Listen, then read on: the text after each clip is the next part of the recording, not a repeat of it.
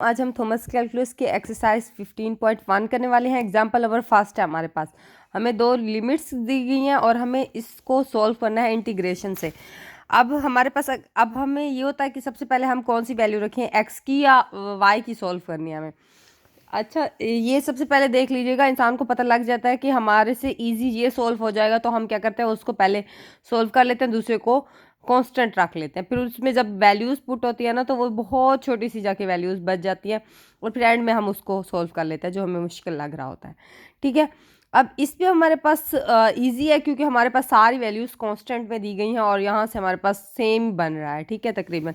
अब सबसे पहले हम ना इसको सॉल्व कर लेते हैं एक्स को, क्योंकि एक्स के ऊपर पावर है तो ये ज़्यादा इजी सॉल्व पहले सॉल्व कर लेंगे ताकि हमारे पास कटिंग में आ जाए और हम वैल्यूज़ पुट करें तो हमारे पास कोई ना कोई पॉइंट निकल आए। अच्छा, सबसे पहले मैं एक्स सॉल्व कर रही हूँ तो इसकी तो बाद में लिखूंगी, पहले हम वाई वाली वैल्यूज़ लिखें। सॉरी, पहले प्लस होता है, ऊपर प्लस नीचे वन -1। ठीक है, उसके बाद अब इधर देख लेते हैं, ये 2 आएगा 0। अब हम ये फंक्शन लिख लेते हैं 1 - 6x का स्क्वायर वाई डी एक्स लिखेंगे क्योंकि हमारे पास एक्स ये आ रहा है ना, तो हम पहले क्या करेंगे, इसको सॉल्व करेंगे, फिर इसका डी एक्स लिखेंगे ना, डी वाई सॉरी। पहले हम इसको सॉल्व करेंगे फिर इसको। ठीक है, अब मैं इनको सॉल्व कर लेती हूँ। ठीक है, 1 - 1। ठीक है, अब इसको हम सॉल्व कर लेते हैं। ये हमारे पास क्या देगा, एक्स की रिस्पेक्ट कर रहे हैं। ठीक है, यहाँ से पता चलेगा एक्स की रिस्पेक्ट कर रहे हैं, तो एक्स आ जाएगा। ये -6x का स्क्वायर क्यूब आएगा, ये 3 आ जाएगा। ठीक है, क्योंकि स्क्वायर है ना और ये कांस्टेंट है, ये वैसे के वैसे रह जाएगा।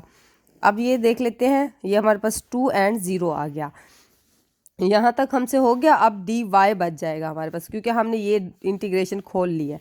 अब हम इसको और इसको जब कट करेंगे तो हमारे पास क्या बचेगा, x - 2x की 3y। ठीक है, ये 2 और 0 डी वाई f1 - 1। ठीक है, उसके बाद हम देख लेते हैं आगे। अब हम क्या करेंगे, इनकी लिमिट्स पुट कर लेंगे। जब इसकी लिमिट पुट करेंगे तो ये 2 आ जाएगा, ये -2 का स्क्वायर, ये y वैसे का वैसे रहेगा क्योंकि ये हमारे पास कांस्टेंट है। इनकी तो लिमिट्स नहीं थी ना, हमारे पास डी एक्स की सिर्फ लिमिट थी, जहाँ x आएगा वहीं पुटिंग होगी। और आपको पता है ये पुट करें या ना करें, ये 0 दे देगा, ये भी 0, ये पूरा 0 हो जाएगा, उसको मैं नहीं लिख रही। ठीक है, अब ये हमारे पास क्या आ जाएगा, ये वैसे का वैसे रहेगा, D Y over D x.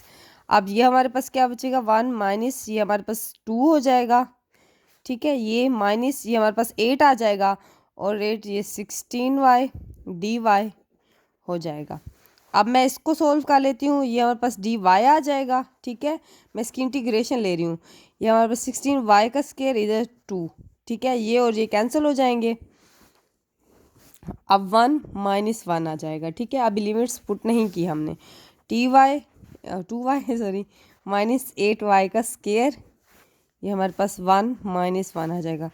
2 इधर क्या आ जाएगा, 1 आ जाएगा, -8 यहाँ भी 1 का स्क्वायर आ जाएगा। ठीक है, ये दरमियान में लिमिट वाला माइनस आ जाएगा। फिर 2 - 1 आ जाएगा, -8 यहाँ -1 का स्क्वायर, क्योंकि ये माइनस तो यहाँ पहले से ही था, ये हमारे पास लिमिट वाला माइनस आया।